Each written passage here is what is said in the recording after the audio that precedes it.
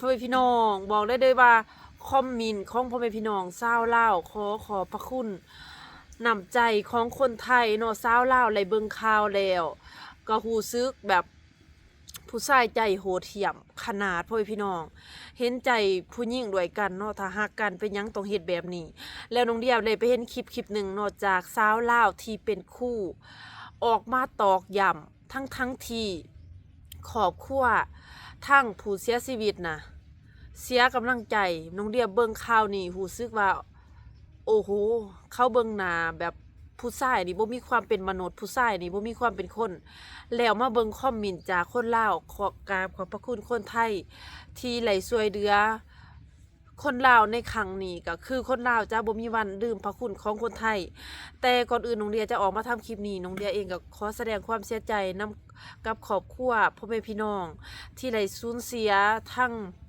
ลูกสาวสุดอันที่หักไปเนาะป้าตอนนี้ไปรับส้มคลิปวิดีโอพร้อมๆกันเนาะว่าเรื่องเล่าวนี่จะเป็นไปมาจังไดเพราะว่าน้องเดียก็เลยเห็นใน TikTok ไปเบิ่งรับส้มจริงๆเนาะผู้ชายใจซัวขนาดไหนก็บ่ควรทำกับลูกสาวเขาแบบนี้เขาเดี่ยงมากเขาก็หักของเขาเนาะพ่อพี่น้องไปตอนนี้ไปรับส้มคลิปพร้อมๆกันรู้สึกว่าสะเทือนใจหลายมันบ่น่าจะเกิดขึ้นเลยกับเรื่องแบบนี้มันบ่น่าจะเกิดขึ้นจริงๆนั้นคนกับไอ้ต้อมหรือว่าเบาต้อมที่ว่าก่อเหตุในครั้งนี้นะที่ว่าเป็นชาวลาวนะแต่ว่าตอนนี้ก็ถูกจับกลุ่มตัวไปแล้วแต่บ่พิมพ์ว่าเรื่องนี้มาถึงเมืองลาวแน่นอนนะครับทุกคนกับเรื่องของคุณปอนเมื่อพี่น้องชาวลาวได้เห็นคลิปของคุณปอนได้โทรคุยได้คุยกับพี่น้องญาติพี่น้องที่เสียชีวิตนะทุกคนก็คือได้เห็นคลิปแล้วว่าพิมพ์โอ้อยากจะเอามาให้ทุกคนได้เบิ่งนะแล้วก็ขอบคุณกับคุณปอนพร้อมกับทีมงานพี่น้องชาวไทยหลายคนที่ว่าช่วยพักหลายๆพักส่วนกันเลยทุกคนทุกคนวันนี้ว่าพิมพ์เอาคลิปของคุณปอนตอนที่ว่าเข้าได้ล่มกับพี่น้องของผู้เสียชีวิตนะทุกคนนะพร้อมกับหลายๆคลิปที่จะให้ทุกคนเบิ่งว่าเป็นยังผู้ชายคนนี้จึงน่ายกย่องทุกคนไปทุกคนที่บ่พิมพ์เฉพาะส่วนตัวของบ่พิมพ์แล้วทุกคนก็คือเรื่องของความใจดีความมีน้ำใจของคุณปอนพร้อมกับทีมงานทุกคนกับการช่วยเหลือแต่ละเคสที่ว่าเข้าได้ทุ่มเททั้งแรงกายแรงใจทั้งเวลาทั้งเงินของมูลนิธิแล้วก็ของส่วนตัวเองที่ว่าเคยช่วยเหลือพี่น้องชาวไทยหลายๆคนหลายครอบครัวที่ผ่านมาทุกคนคือล่าสุดทุกคนคลิปที่ได้ผลเห็นนี่ก็คือหลังจากที่เข้ามีการนำส่งศพนะทุกคนที่ว่าไปถึงญาติเข้ากับมีการมอบเงินให้เป็นน้ำใจเล็กๆน้อยๆแต่ว่าที่ทำให้ปลื้มใจที่สุดทุกคนก็คือคุณปอนเขาไม่รับสักบาทเลยทุกคนถ้าว่าจะรับก็รับเพียงแค่นิดเดียวบางคลิปเอาให้เป็น 4,000-5,000 บาทเอาให้เป็นหมื่นเขาก็รับเพียงแค่20 บาท500 บาทหรือว่า 1,000 บาทประมาณนั้นทุกคนก็คือว่าเขาบอกว่าให้เก็บตังค์เอาไว้ใช้ดีกว่านะเพราะว่าเข้ามาช่วยโดยใจข้อยกยองจริงๆนะซื่นสมจักใจทุกคนนี่คือคุณยายคนนี้ทุกคนเข้ากระไดเอาเงินทุกคนใส่ซองสีข้าวมามอบให้กับคุณปอนเข้ากับมาเปิดดูประมาณสักเท่าไหร่นะ2-3 พันนี่แหละนะแล้วคุณปอนเขาบอกว่าคุณยายครับผมไม่รับครับเพราะว่ามันเยอะเกินไปผมขอเพียงแค่20 บาทถือว่าเป็นเงินที่น้อยนะทุกคนสำหรับการเสียสละเวลาช่วยขนาดนี้แต่เขากระทำโดยใจก็คือข้อเพียงแค่20 บาทจากคุณยายแล้วก็ส่งเงินที่คุณยายมอบให้ก่อนหน้านั้นคืนทั้งหมดทุกคนทุกเหตุผลทุกการกระทำของผู้ชายคนนี้บ่พิมพ์ได้ไปดูมาหลายคลิปกับการติดตามคลิปของเขาบอกว่าจะเป็นช่องทางและหลายช่องนะทุกคนคุณปอนเขาทำงานอยู่นะทุกคนมีหลายคันกันเลยมีทั้งรถกู้ชีพรถกู้ภัยแล้วก็รถหลายๆอย่างนะทุกคนเกี่ยวกับการกู้ภัยนะ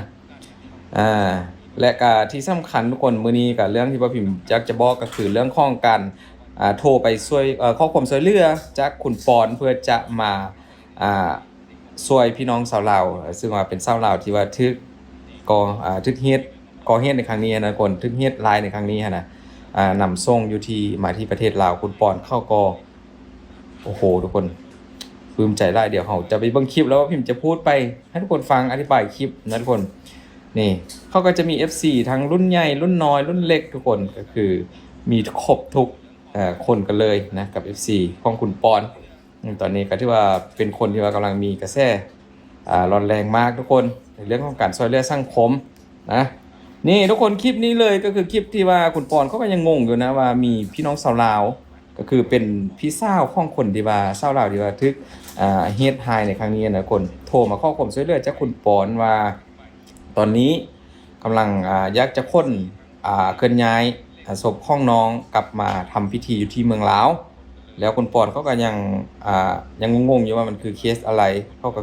เขาก็ฮู้เพราะว่าเคสนี้มันค่อนข้างจะเป็นข่าวโด่งดังนะทุกคนพี่สาวเขาก็โทรมาขอความช่วยเหลืออยากให้คุณปอนนี้พาส่งกลับลาวได้บ่เพื่อจะทำพิธีอยู่ที่เมืองลาวเพราะว่าพ่อแม่พี่น้องญาติพี่น้องก็รอท่าอยู่ที่เมืองลาวแบบใจจดใจจ่อนะอยากจะพาร่างของน้องกลับทำพิธีทางศาสนาทางเมืองลาวนะคุณปอนเขาก็ตอบรับโดยทันทีทุกคนตอบรับโดยทันทีว่าจะพาน้องกลับบ้านพาน้องกลับบ้านมาห้าญาติพี่น้องแล้วก็มาหาพ่อแม่อยู่ที่เมืองลาวทุกคนอันนี้ไล่ๆคอมเมนต์คนลาวเขาคอมเมนต์เยอะมากทุกคนว่าพิมพ์อ่านตอนช่วงเช้าพิมพ์ยังชื่อได้จำได้เลยว่าคนลาวหลายคนเข้ามาซื่นชมคุณปอนคนนี้ท่านนี้นี่นะที่ว่ามีพระคุณมีบุญพระคุณกับพี่น้องชาวลาวนะที่ว่าจะช่วยครั้งนี้แล้วก็มี FC จากคนจากประเทศลาวที่ว่าเขาติดตามทุกช่องทางของคุณปอนที่ว่าเขาทำงานเกี่ยวกับมูลนิธิเนี่ยนะทุกคนเข้ามาคอมเมนต์ชื่นชมแล้วก็ขอบคุณคุณปอนหลายๆนะที่ว่าช่วยเหลือญาติช่วยเหลือที่จะนำร่างของน้องกลับมาให้ญาตินะอยู่ที่เมืองลาวทุกคนหลากหลายคอมเมนต์หลากหลายความคิดเห็นทุกคนมันแสดงออกถึงความปลื้มใจนะของพี่น้องชาวลาวที่ไปเข้าไปคอมเมนต์ในคลิปของคุณปอนในวันนี้ทุกคนนี่และคลิปนี้ก็เข้าทำงานเสร็จทุกคนก็จะมีพี่น้องญาติพี่น้องเขาจะมามอบเงินให้คุณปอนแต่ปรากฏว่าคลิปนี้ทุกคนอันนี้ก็น่าปลื้มใจแทนคุณปอนเข้าบ่รับนะทุกคนเข้าเอาตังค์ของตัวเองทุกคนโอนช่วยงานของญาติของผู้เสียเนี่ยทุกคนจำนวน 5,000 บาทก็คือแบบเขาช่วยเพิ่มส่งฟรีแล้วก็ยังมีการเอาตังค์มาช่วยอีกนะถือว่าการช่วยแบบนี้ว่าพิมพ์ว่ามันหายากนะทุกคน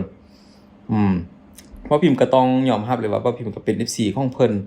นะส่วงได้ที่ว่าวางเวียกวางงานว่าพิมพ์ก็จะเอาคลิปของเข้านี่มาเบิ่งนะของคุณปอนนี่แหละทุกคนนี่เดี๋ยวนี้ก็มีคุณนุ่มสายนุ่มคนนึงเขาเอาตังค์มาวางไว้บนเบาะรถทุกคนที่นั่งของรถยนต์นะคนแต่ว่าเขาบ่เอาเขามอบคืนหลายคนก็ปลื้มใจดีใจจะกราบทางน้ำตากับสิ่งที่ว่าเขาได้ตอบแทน